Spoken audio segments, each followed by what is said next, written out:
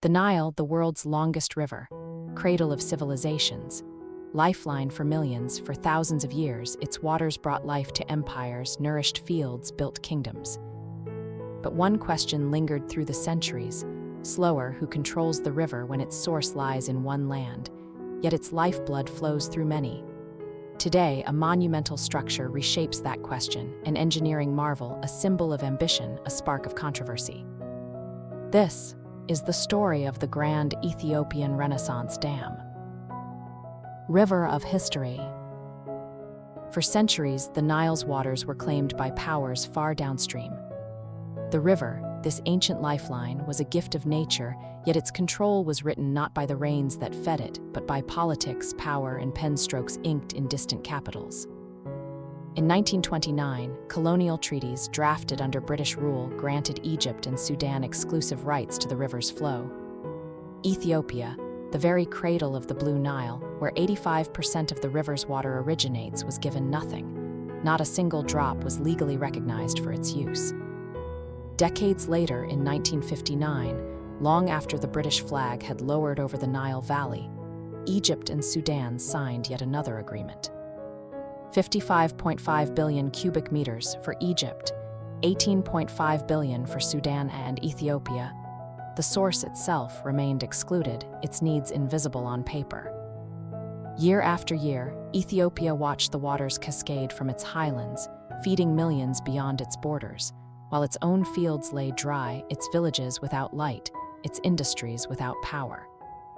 For decades, Ethiopia dreamed of harnessing the Blue Nile to transform water into energy, to break the chains of hunger and underdevelopment.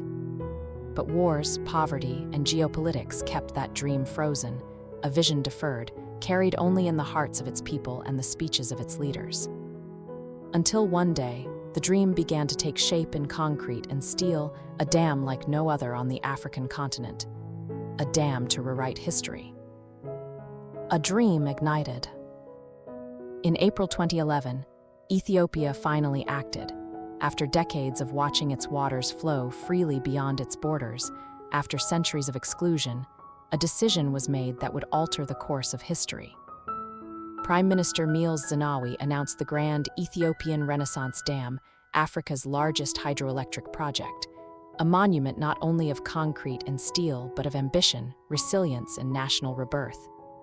And there was something extraordinary about this dream: no foreign loans. No strings attached, no external power dictating its terms. Ethiopians themselves would fund this colossal project, farmers giving from their harvest, workers contributing part of their wages, civil servants buying bonds, the diaspora sending money from across oceans. For Ethiopia, it was more than electricity, more than energy to power homes and industries. It was pride, sovereignty, dignity reclaimed, a declaration to the world that Ethiopia would no longer be a spectator to its own destiny. Brick by brick, turbine by turbine, the dream began to rise from the dust of the Blue Nile's banks. It was a dam built not just with money, but with hope, sacrifice, and the unshakable belief that a nation could transform its future with its own hands. Building the giant.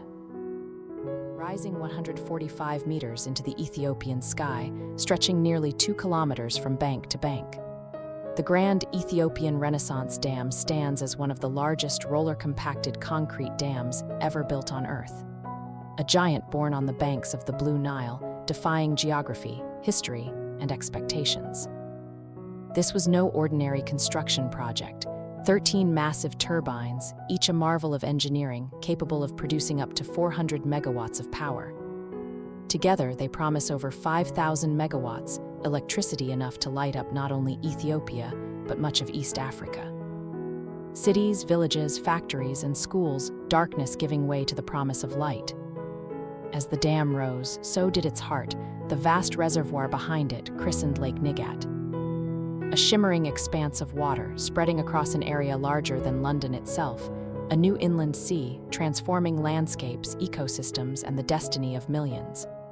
But this was more than concrete, steel, and water. It was sweat, determination, and vision forged together. Thousands of workers laboring day and night, battling heat, dust, and time itself to create a structure that would stand for centuries. And as the turbines began to hum, as the first electrons raced across high-voltage lines, a new era began for Ethiopia. An era powered by its own river, its own people, its own dream. Powering the future. Before the GERD, nearly half of Ethiopia's people lived in darkness. Nights belonged to silence, cities paused when the sun went down, rural clinics struggled to preserve life-saving medicines, and industries stayed frozen in time. But now, the hum of electricity carries across the land. Homes glow with warmth. Schools thrive into the evening, giving children more time to dream, learn, and grow. Farmers irrigate fields with reliable pumps, no longer dependent on unpredictable rains.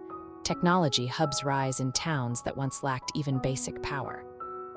Factories roar to life, powering Ethiopia's manufacturing ambitions, textiles, machinery, agro-processing, building an economy that competes on a continental scale. Energy breathes life into the nation's goal of becoming Africa's industrial heartland. And Ethiopia looks outward. High-voltage lines cross into Sudan, Kenya, and Djibouti, lighting homes, fueling businesses, strengthening ties. Energy diplomacy reshapes the region, transforming electricity into peace, partnership, and prosperity.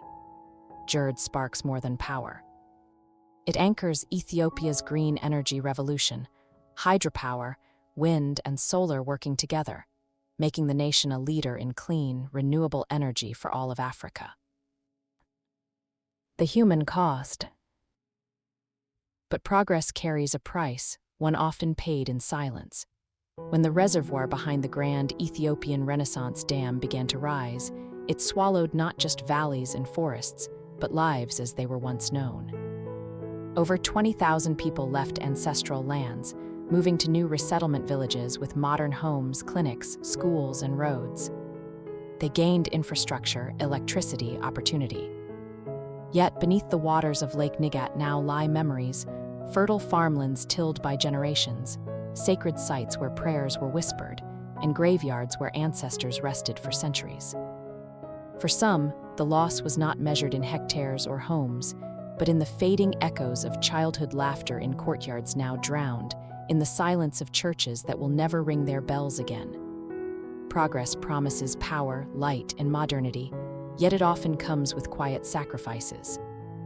As Ethiopia rises toward its future, the waters of Lake Nigat carry stories of a past that can never be reclaimed. Some losses cannot be measured in megawatts. Downstream tensions. Egypt calls the Grand Ethiopian Renaissance Dam an existential threat. For a nation where 97% of its water comes from the Nile, every drop carries the weight of survival.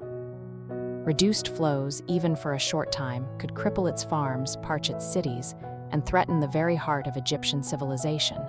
Sudan sees the dam differently. It welcomes regulated water flows that could tame floods, ease droughts, and deliver cheap electricity to its towns and industries. Yet beneath that support lies unease, a fear that without clear agreements and real-time communication, any technical failure or miscalculation could bring disaster downstream. For over a decade, negotiations have unfolded under the African Union, the United States, the United Nations. But year after year, round after round, no binding water-sharing deal emerges. Egypt demands guarantees for its water security. Ethiopia stands firm on its right to develop and use its own resources. Sudan calls for safety protocols, data sharing, and trust among neighbors. And so the talks continue, even as the dam's turbines begin to spin, even as millions downstream wonder whether this river will be a bridge between nations or a fault line of conflict. Environment and climate future.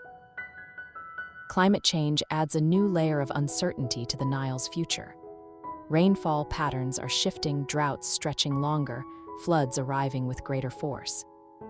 In this landscape of extremes, the GERD offers a measure of control, a way to regulate water flow and protect communities from the river's sudden swings. But every intervention carries consequences.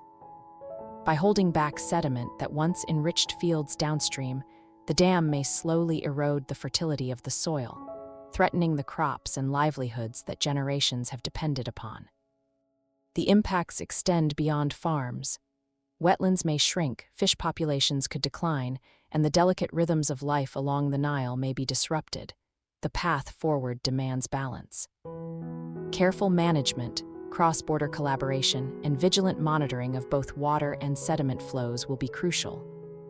Only by understanding the full web of consequences can the Nile continue to sustain life, not just today, but for the generations yet to come. The inauguration.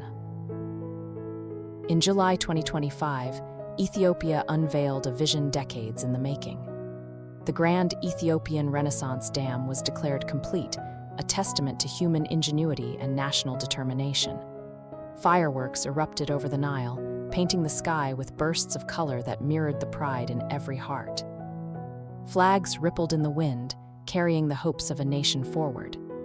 Crowds gathered along the riverbanks, their cheers echoing across the water as Ethiopia celebrated its most ambitious engineering triumph.